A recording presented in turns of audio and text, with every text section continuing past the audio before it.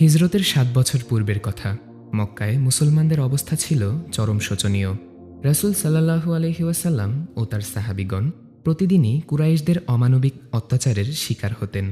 ইসলামের দাওয়াত গ্রহণ এবং ইসলাম প্রচারের কারণে মুসলমানদের উপর বিরতিহীনভাবে অত্যাচার চলত।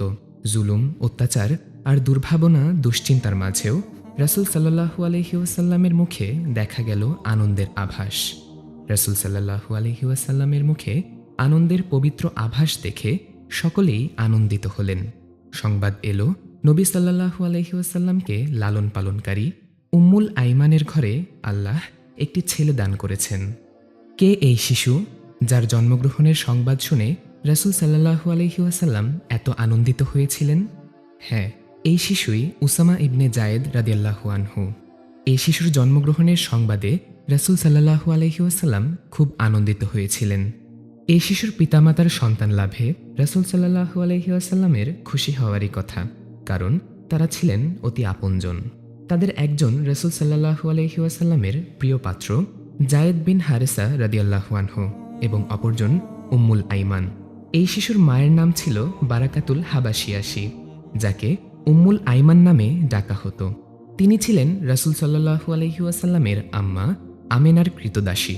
আমেনার জীবদ্দশায় তিনি রাসূল সাল্লাল্লাহু আলাইহি ওয়াসাল্লামকে লালন পালন করেন। এমনকি রাসূল সাল্লাল্লাহু আলাইহি ওয়াসাল্লামের মায়ের ইন্তেকালের পরও একটি সময় পর্যন্ত তিনি রাসূল সাল্লাল্লাহু আলাইহি ওয়াসাল্লামের সেবা যত্ন করেন।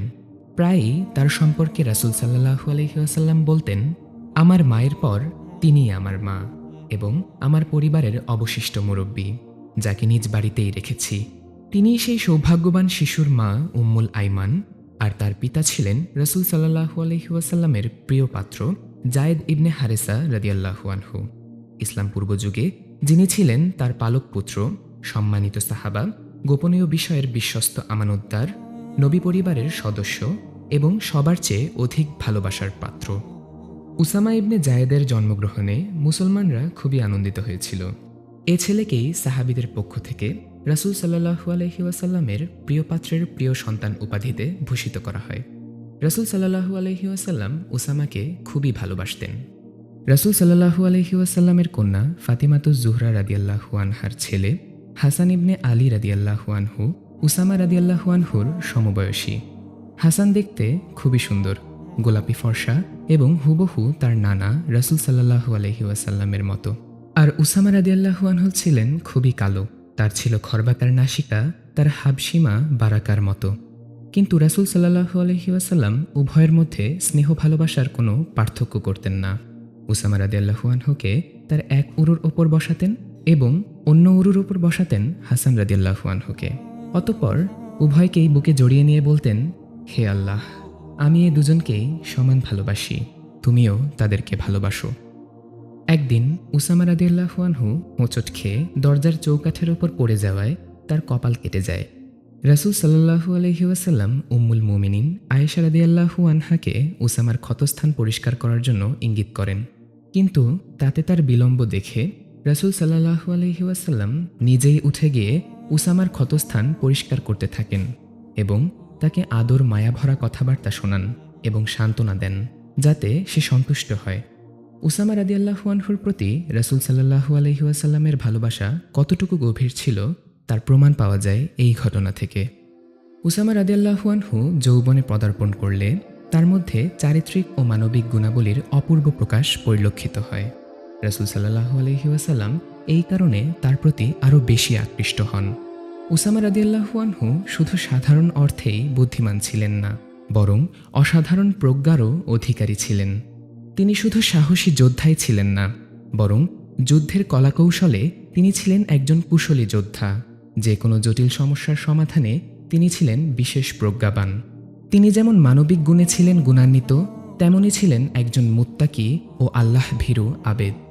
উহুদ যুদ্ধে অংশগ্রহণের জন্য উসামা বিন জায়েদ রাদিয়াল্লাহু আনহু একদিন সাহাবী সন্তানদের একদল কিশোর সাহাবী সহ রাসূল সাল্লাল্লাহু আলাইহি ওয়াসাল্লামের কাছে আসেন।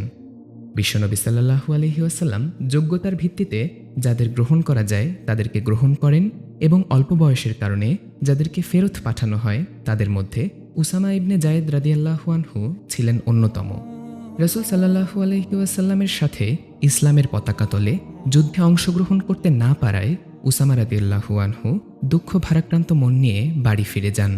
খন্দকের যুদ্ধের প্রাক্কালেও উসামা রাদিয়াল্লাহু আনহু যুবক সাহাবীদের একদল নিয়ে রাসূল সাল্লাল্লাহু আলাইহি ওয়াসাল্লামের কাছে হাজির হন। এবার তিনি পায়ের বৃদ্ধাঙ্গুলির উপর ভর করে নিজের উচ্চতা বৃদ্ধির চেষ্টা করেন, যেন নবীজি সাল্লাল্লাহু আলাইহি ওয়াসাল্লাম তাকে লম্বা মনে করে যুদ্ধে অংশগ্রহণের অনুমতি দেন। রাসূল সাল্লাল্লাহু আলাইহি ওয়াসাল্লাম এবার তাকে ছোট সাহাবীদের থেকে আলাদা করে নেন ও যুদ্ধে অংশগ্রহণের অনুমতি দেন। তখন তার বয়স ছিল মাত্র ১৫ বছর। হুনাইনের যুদ্ধের এক পর্যায়ে মুসলিম বাহিনী চরমভাবে পরাজয়ের সম্মুখীন হন। উসামা রাদিয়াল্লাহু আনহু রাসূল সাল্লাল্লাহু আলাইহি ওয়াসাল্লামের চাচা আব্বাস রাদিয়াল্লাহু আনহু এবং চাচাতো ভাই আবু সুফিয়ান ইবনে হারেস রাদিয়াল্লাহু আনহু এবং অন্য ৬ জন সম্মানিত সাহাবীদের কাঁধে কাঁধ মিলিয়ে শত্রু মোকাবেলায় রাসূল সাল্লাল্লাহু আলাইহি ওয়াসাল্লামের পাশে ইস্পাতের প্রাচীরের মতো অবস্থান নেন। জানবাজ সাহাবী যোদ্ধাদের এই ক্ষুদ্রতম ইউনিটের সাহায্যেই আল্লাহ রাব্বুল আলামিন পরাজয়কে বিজয়ে রূপান্তরিত করেন এবং যুদ্ধের ময়দান থেকে পালিয়ে যাওয়া সাহাবীদেরকে আক্রমণকারী মুশরিকদের হাত থেকে রক্ষা করেন। যুবক সাহাবী উসামা রাদিয়াল্লাহু আনহু মাত্র ১৮ বছর বয়সে তার পিতা সেনাপতি জায়েদ বিন হারেসা রাদিয়াল্লাহু আনহুর পতাকা তলে মুতার যুদ্ধে অংশগ্রহণ করেন। তিনি এ যুদ্ধে স্বচক্ষে তার পিতার শাহাদাতের ঘটনা প্রত্যক্ষ করেন। পিতার শাহাদাতে বিন্দুমাত্র দুর্বলতাও প্রকাশ না করে কেঁদে অস্থির না হয়ে বরং জাফর বিন আবি তালিব রাদিয়াল্লাহু আনহুর নেতৃত্বে বীর বিক্রমে শত্রুবাহিনীর বিরুদ্ধে যুদ্ধ করতে থাকেন। তার চোখের সামনে জাফর ইবনে আবি তালিব রাদিয়াল্লাহু আনহু শহীদ বলে সেনাপতির নেতৃত্ব আসে আবদুল্লাহ ইবনে রাওয়া রাদিয়াল্লাহু আনহুর হাতে। তার শাহাদাতের পর খালিদ ইবনে ওয়ালিদ রাদিয়াল্লাহু আনহুর নেতৃত্বে যতক্ষণ পর্যন্ত এই খুদ বাহিনীকে বিশাল রোমান বাহিনী থেকে পশ্চাৎ অপসারণ না করানো হয় ততক্ষণ পর্যন্ত তিনি যুদ্ধ অব্যাহত রাখেন।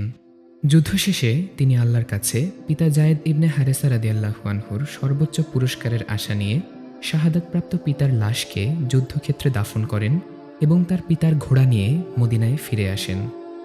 ১১ হিজরিতে রাসূল সাল্লাল্লাহু আলাইহি ওয়াসাল্লাম রোম সাম্রাজ্যের বিরুদ্ধে যুদ্ধের প্রস্তুতি নেওয়ার জন্য সর্বস্তরের মুজাহিদদের নির্দেশ দেন। আবু বকর সিদ্দিক, উমর ফারুক, সাদ ইবনে আবি ওয়াক্কাস, আবি উবাইদা ইবনে জাররাহ রাদিয়াল্লাহু আনহু সহ অন্যান্য নেতৃযোগ্য সাহাবীগণ এ বাহিনীতে যোগ দেন। রাসূল সাল্লাল্লাহু আলাইহি ওয়াসাল্লাম এই বিশাল বাহিনীর সেনাপতি হিসেবে তরুণ উসামা ইবনে জায়েদ রাদিয়াল্লাহু আনহুকে নিয়োজিত করেন। তখনও তার বয়স ছিল ২০ বছরেরও কম। রাসূল সাল্লাল্লাহু আলাইহি ওয়াসাল্লাম তাকে রোম সাম্রাজ্যের সাজা অঞ্চলের আল বাকা ও আদারুম দুর্গ পর্যন্ত অভিযান চালানোর নির্দেশ দেন। সৈন্যদের বিদায় মুহূর্তে রাসূল সাল্লাল্লাহু আলাইহি ওয়াসাল্লাম অসুস্থ হয়ে পড়েন এবং অসুস্থতা দিন দিন বেড়েই চলে। রাসূল সাল্লাল্লাহু আলাইহি ওয়াসাল্লামের স্বাস্থ্যের অবনতির পরিপ্রেক্ষিতে এ বাহিনীর যাত্রা বিলম্বিত করা হয়। রাসূল সাল্লাল্লাহু আলাইহি ওয়াসাল্লামের শারীরিক অবস্থা আশঙ্কাজনক পর্যায়ে পৌঁছতে দেখে কয়েকজন সাহাবী রাসূল সাল্লাল্লাহু আলাইহি ওয়াসাল্লামের কাছে গেলেন। দেখলেন রাসূল সাল্লাল্লাহু আলাইহি ওয়াসাল্লাম শেষ সময়ে পৌঁছেছেন। রোগের তাড়নায় তিনি কথা পর্যন্ত বলতে পারছেন না। তিনি শুধু আকাশের দিকে তার দুহাত মোবারক উঠালেন এবং দোয়া করলেন। এরপর রাসূল সাল্লাল্লাহু আলাইহি ওয়াসাল্লামের দেহ মোবারক থেকে তার পবিত্র রূহ চিরবিদায় নিয়ে আল্লাহর সান্নিধ্যে চলে যায়। আবু বকর সিদ্দিক রাদিয়াল্লাহু আনহুর হাতে খিলাফতের বায়াত সম্পন্ন হলে আবু বকর রাদিয়াল্লাহু আনহু উসামা রাদিয়াল্লাহু আনহুর বাহিনীকে রওয়ানা হওয়ার নির্দেশ দেন। কিন্তু আনসারদের একটি ক্ষুদ্র অংশ এ অভিযান আরও বিলম্বিত করার পক্ষে ছিলেন। তারা উমর রাদিয়াল্লাহু আনহুর কাছে আবেদন করেন তিনি যেন আবু বকর রাদিয়াল্লাহু আনহুর সাথে দেখা করে তাদের এ দাবি পেশ করেন। আনসারদের এই ক্ষুদ্র দলটি ওমর রাদিয়াল্লাহু আনহুর মাধ্যমে আবু বকর রাদিয়াল্লাহু আনহুর কাছে এই শর্তে দাবি জানালেন যে যদি আবু বকর রাদিয়াল্লাহু আনহু তাদের এ দাবি প্রত্যাখ্যান করেন তাহলে তাদের পক্ষ থেকে উসামা রাদিয়াল্লাহু আনহুর নেতৃত্বে যুদ্ধে অংশ নিতে কোনোই আপত্তি থাকবে না। খলিফাতুল মুসলিমিনের কাছে এ প্রস্তাব পেশ করা হোক তিনি যেন অল্প বয়সী উসামার পরিবর্তে বয়স্ক এবং বেশি অভিজ্ঞতা সম্পন্ন যে কোনো ব্যক্তিকে এই গুরুত্বপূর্ণ যুদ্ধে সেনাপতি নিয়োগ করেন। উমর রাদিয়াল্লাহু আনহু আনসার মুজাহিদদের ক্ষুদ্র দলটির এ প্রস্তাব নিয়ে আবু বকর রাদিয়াল্লাহু আনহুর কাছে উপস্থাপন করার জন্য রওনা হলেন। আবু বকর রাদিয়াল্লাহু আনহু উমর রাদিয়াল্লাহু আনহুর মুখে আনসারদের এই প্রস্তাব শোনা মাত্রই এক লাফে উঠে দাঁড়ান এবং সাথে সাথে ওমর রাদিয়াল্লাহু আনহুর দাড়ি ধরে রাগান্বিত স্বরে বলতে থাকেন, হে ইবনে খাত্তাব, প্রয়োজনে আপনার মা আপনার জন্য বিলাপ করুন এবং আপনাকে চিরবিদায় করুন। রাসূল সাল্লাল্লাহু আলাইহি ওয়াসাল্লাম উসামাকে সেনাপতি নিযুক্ত করেছেন, আর আপনি তাকে বাতিলের প্রস্তাব নিয়ে এসেছেন। আল্লাহর কসম, তা কখনো হতে পারে না এবং হবেও না। ওমর রাদিয়াল্লাহু আনহু আবু বকর রাদিয়াল্লাহু আনহুর কাছ থেকে ফিরে এলে বাকিরা আলোচনার ফলাফল সম্পর্কে জিজ্ঞেস করেন। তিনি উত্তরে বললেন, আপনারা উসামার নেতৃত্বেই অভিযানের উদ্দেশ্যে বেরিয়ে পড়ুন। আপনাদের মা প্রয়োজনে আপনাদের হারিয়ে ফেলুক। আপনাদের প্রস্তাব উপস্থাপন করতে গিয়ে খলিফার কাছে অপমানিত হয়েছি। যুবক সেনাপতি উসামা ইবনে জায়েদ রাদিয়াল্লাহু আনহুর নেতৃত্বে এক বিশাল বাহিনী মদিনা থেকে রওনা হলো। উসামা রাদিয়াল্লাহু আনহু ঘোড়ায় চড়ে এ বাহিনীর আগে আগে চলছিলেন, আর আবু বকর রাদিয়াল্লাহু আনহু তার সাথে হেঁটে হেঁটে মদিনার সীমানা পর্যন্ত এগিয়ে দিচ্ছিলেন। উসামা রাদিয়াল্লাহু আনহু আবু বকর রাদিয়াল্লাহু আনহুকে বলেন, হে আল্লাহর রাসূলের খলিফা, আল্লাহর শপথ, হয় আপনি ঘোড়ার পিঠে উঠে আমাদের এগিয়ে দিন, অন্যথায় আমি নিজেই নিচে নেমে আপনার সাথে হেঁটে হেঁটে অগ্রসর হব।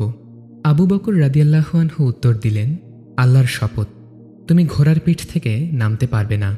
আল্লাহর শপথ, আমিও ঘোড়ায় উঠব না। আমি কি আল্লাহর সংগ্রামের পথে অন্তত একটি ঘন্টা নিজের পা ধুলায় রাঙাবো না? এরপর তিনি উসামাকে বলেন, তোমার দিন, আমানতদারি এবং উত্তম পরিণতির জন্য আল্লাহর কাছে প্রেরণ করছি। আর রাসূল সাল্লাল্লাহু আলাইহি ওয়াসাল্লাম যতদূর পর্যন্ত যুদ্ধ পরিচালনার জন্য তোমাকে নির্দেশ দিয়েছেন, সে পর্যন্ত যুদ্ধ চালানোর জন্য উপদেশ দিচ্ছি। এরপর আরও বললেন, যদি তুমি উমর ইবনুল খাত্তাবকে আমার সহযোগিতার জন্য মদিনাতে থাকার অনুমতি দেওয়া পছন্দ করো, তাহলে তাকে মদিনায় অবস্থানের অনুমতি দাও। আবু বকর রাদিয়াল্লাহু আনহুর অনুরোধের প্রেক্ষিতে উসামা রাদিয়াল্লাহু আনহু উমর রাদিয়াল্লাহু আনহুকে মদিনায় অবস্থানের জন্য ফেরত পাঠান। এরপর উসামা রাদিয়াল্লাহু আনহু রাসূল সাল্লাল্লাহু আলাইহি ওয়াসাল্লামের নির্দেশ মোতাবেক এই অশ্বারোহী বাহিনী নিয়ে তুখুমুল বাকা ও ফিলিস্তিনের আদারুম দুর্গ এবং কৃষ্ণ সাগর পর্যন্ত জয় করেন। এই বিজয়ের ফলে রোম সম্রাটের মধ্যে ভয়াবহ ভীতি ও চরম আতঙ্কের সৃষ্টি হয় এবং মুতার যুদ্ধে মুসলমানদের অন্তরে প্রতিষ্ঠিত রোমানদের প্রতি ভয়ভীতি চিরতরে দূর হয়ে যায়। শুধু তাই নয়, সমস্ত মুসলমানদের জন্য সিরিয়া এলাকা, মিশর ও উত্তর আফ্রিকা সহ আটলান্টিক মহাসাগর পর্যন্ত বিজয়ের পথ সুগম হয়ে ওঠে, যার মাধ্যমে ইসলামী সাম্রাজ্যের পরিধির বিস্তৃতি সম্ভব হয়। এই বিজয়ের শেষ মুহূর্ত পর্যন্ত উসামা রাদিয়াল্লাহু আনহু সেই ঘোড়ার পিঠেই বসা অবস্থায় ছিলেন যে ঘোড়ার পিঠে তার পিতা শহীদ হয়েছিলেন। যুদ্ধ শেষ, তার সাথে আজ বিজয়ের গৌরব। উসামা ইবনে জায়েদ রাদিয়াল্লাহু আনহুর বাহিনীর মতো রক্তপাতবিহীন এবং গনিমতের অঢেল সম্পদ অর্জন আর কোনো সেনাপতির সময়ে সম্ভব হয়নি। উসামা ইবনে জায়েদ রাদিয়াল্লাহু আনহু তার সমস্ত জীবনে মুসলিমদের সম্মান, শ্রদ্ধা এবং ভক্তির কেন্দ্রবিন্দুতে পরিণত হয়েছিলেন। যেমন ছিলেন রাসূল সাল্লাল্লাহু আলাইহি ওয়াসাল্লামের অনুগত ও নিবেদিত, তেমনি ছিলেন অত্যন্ত স্নেহধন্য।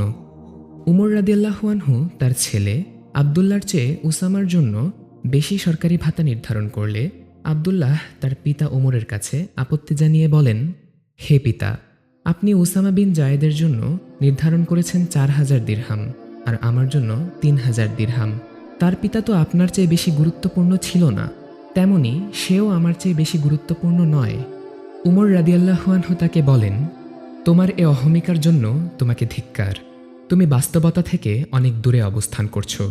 নিঃসন্দেহে উসামার পিতা রাসূল সাল্লাল্লাহু আলাইহি ওয়াসাল্লামের কাছে তোমার পিতার চেয়ে বেশি প্রিয় ছিলেন, তেমনি সে নিজেও তোমার চেয়ে রাসূল সাল্লাল্লাহু আলাইহি ওয়াসাল্লামের কাছে বেশি প্রিয়।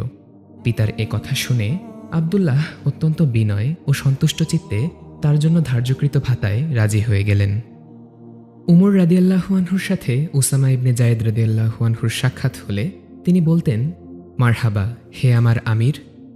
এক ব্যক্তি উমর রাদিয়াল্লাহু আনহুর এই উক্তিতে আশ্চর্য হলে উমর রাদিয়াল্লাহু আনহু বলেন, রাসূল সাল্লাল্লাহু আলাইহি ওয়াসাল্লাম তাকে আমার আমির নিযুক্ত করেছেন। আল্লাহ তাআলা এই বিরাট গুণাবলী সম্পন্ন মহান ব্যক্তির ওপর তার করুণা ও মহব্বতের হাত সম্প্রসারণ করুন। রাসূল সাল্লাল্লাহু আলাইহি ওয়াসাল্লামের সাহাবীদের মধ্যে এমন গুরুত্বপূর্ণ, মহান এবং বহুমুখী গুণের অধিকারী প্রাণপুরুষ ইতিহাসে খুঁজে পাওয়া নিঃসন্দেহে কঠিন।